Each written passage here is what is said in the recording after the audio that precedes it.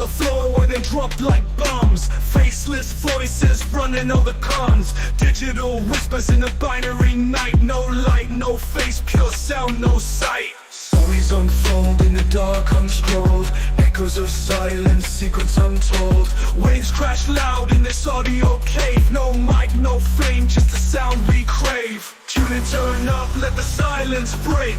Raw, unfiltered, hear the earthquake. No mic needed, just a vibe that's real. Faceless words you can touch and feel.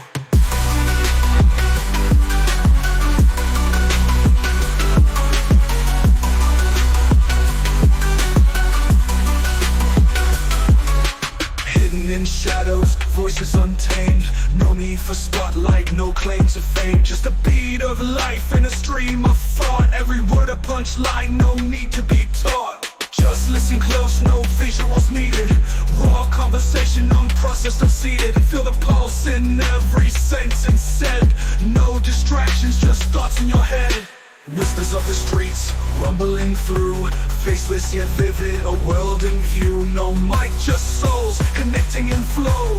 Pure and raw, let the rhythm go.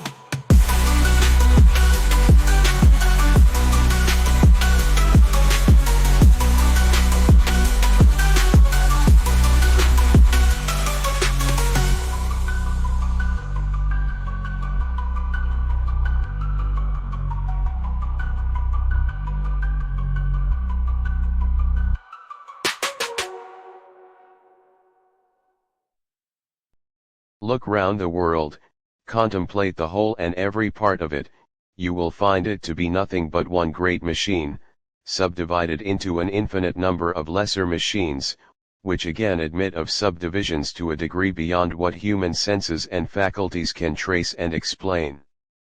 All these various machines, and even their most minute parts, are adjusted to each other with an accuracy which ravishes into admiration all men who have ever contemplated them.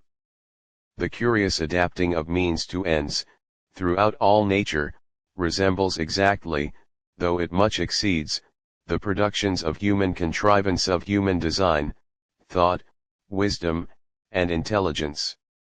David Hume. David Hume's radical empiricism profoundly impacts linguistics through his copy principle, which posits that all meaningful simple ideas are ultimately derived from simple impressions, sensory experiences. This implies that for a word or concept to have true meaning, it must be traceable back to a direct, observable experience. In linguistics, this leads to a view where language isn't an arbitrary system but is deeply grounded in our perception of the world.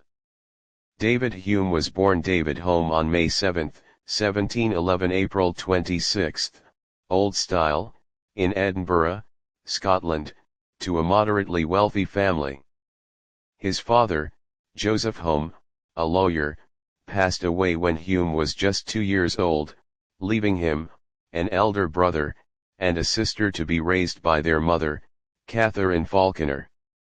He entered the University of Edinburgh at the unusually young age of 11 or 12, where he studied a wide range of subjects including Latin, Greek, history, literature, and philosophy.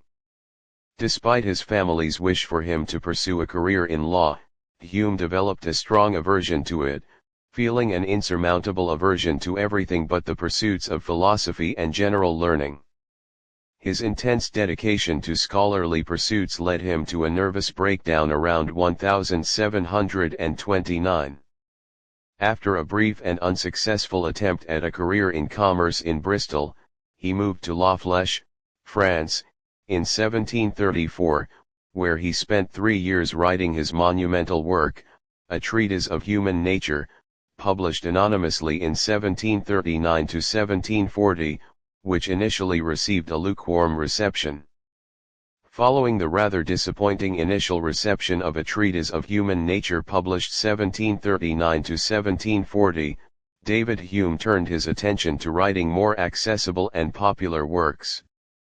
His next significant publication was Essays, Moral and Political, a 2-volume collection published in 1741 and 1742. These essays, written in a more polished and less dense style than the treatise, covered a wide range of topics including politics, economics, literature, and manners. While not a systematic philosophical treatise in the same vein as his earlier work, the essays proved to be considerably more successful, gaining him some recognition and establishing his reputation as an astute observer of human nature and society. This success encouraged Hume, leading him to believe that the issue with the treatise was its style rather than its content, prompting him to later rework much of its philosophical material into his more famous inquiries. After the success of his essays, Moral and Political 1741 to 1742, David Hume embarked on a project to revise and represent the core philosophical arguments of his earlier, poorly received treatise of human nature in a more accessible and engaging format. This resulted in two significant works: an inquiry concerning human understanding initially published as Philosophical Essays Concerning Human Understanding in 1748 and retitled in 1758, and an inquiry concerning the Principles of Morals 1751. The inquiry concerning human understanding systematically explores his theories of knowledge, causality, and skepticism, including his famous critique of miracles, presenting his foundational ideas on how we acquire and process information through impressions and ideas. Concurrently, he also published Political Discourses in 1752, a collection of essays on economics and politics that gained him considerable acclaim and further established his reputation as a public intellectual.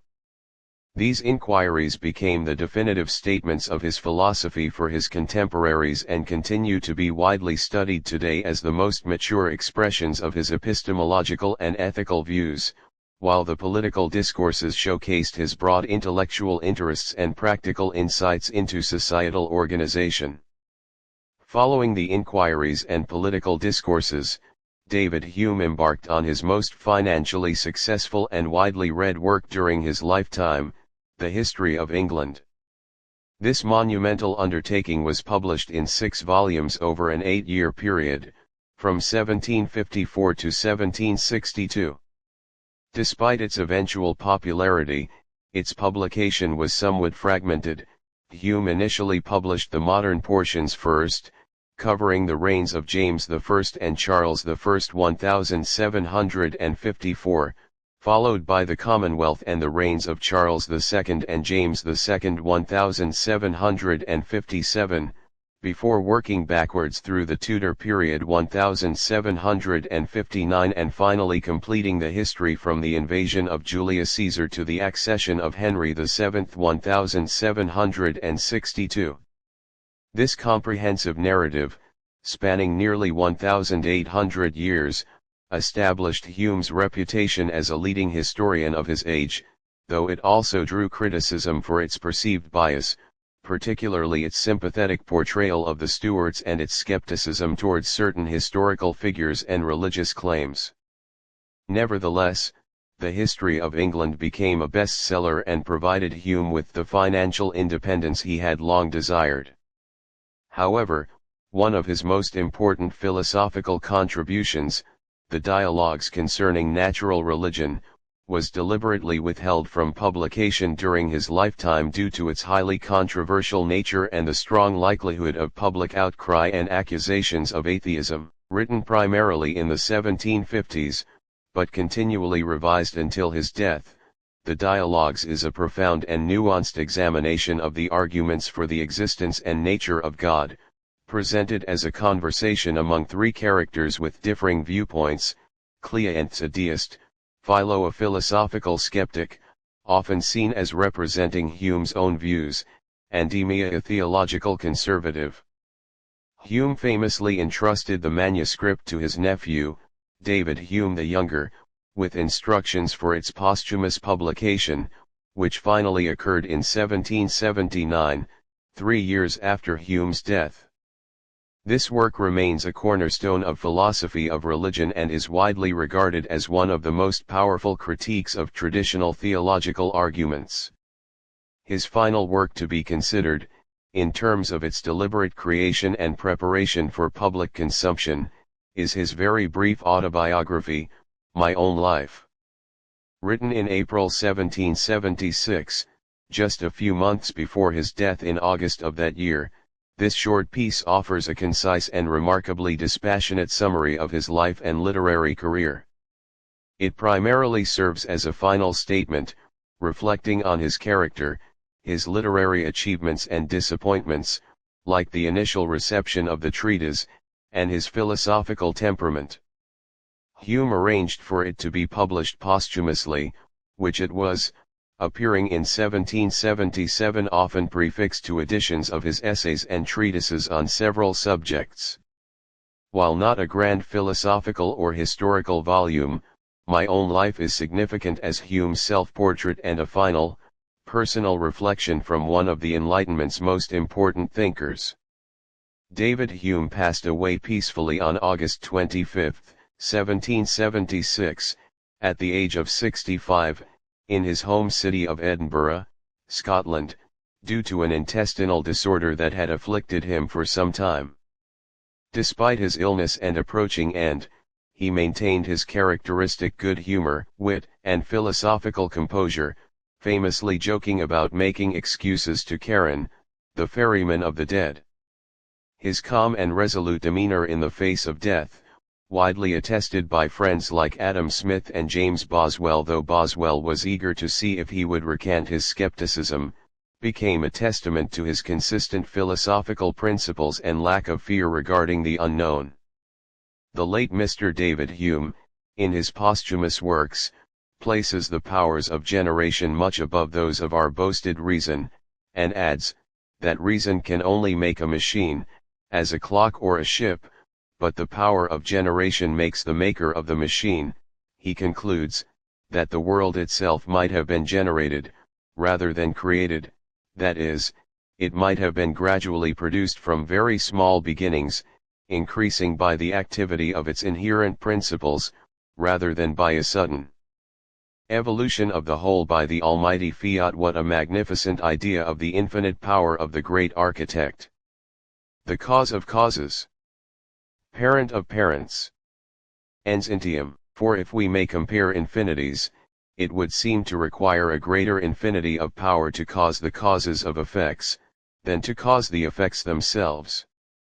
Erasmus Darwin. What is possible can never be demonstrated to be false, and 'tis possible the course of nature may change, since we can conceive such a change.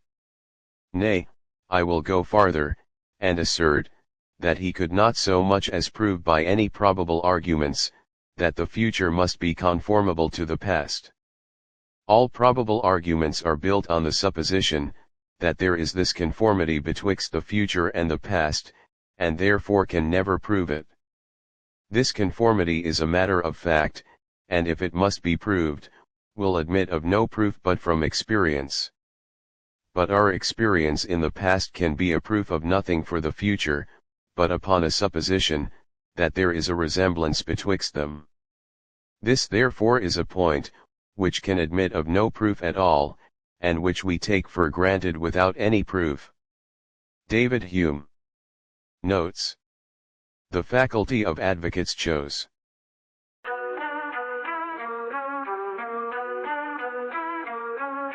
Mics on the floor where they drop like bombs. Faceless voices running all the cons. Digital whispers in a binary night. No light, no face, pure sound, no sight. Stories unfold in the dark, unscrolled. Echoes of silence, secrets untold.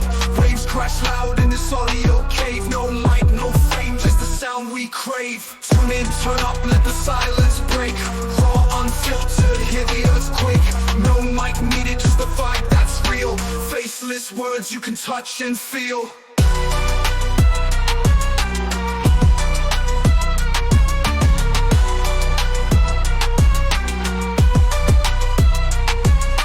Hidden in shadows, voices untamed. No need for spotlight, no claim to fame. Just a beat of life in a stream of thought. Every word a punchline, no need to be taught. Just listen close, no visuals needed.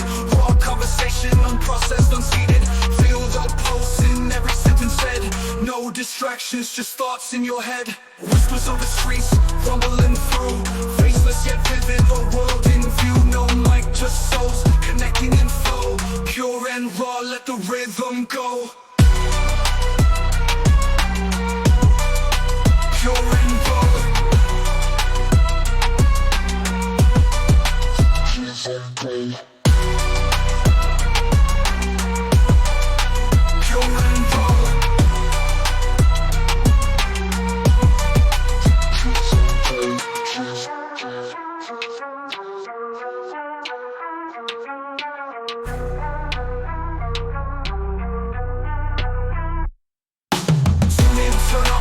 Silence break, raw, unfiltered, hear the earthquake. No mic needed, just a vibe that's real. Faceless words you can touch and feel. Tune in, turn up, let the silence break. Raw, unfiltered, hear the earthquake. No mic needed, just a vibe that's real. Faceless words you can touch and feel. Pure and raw.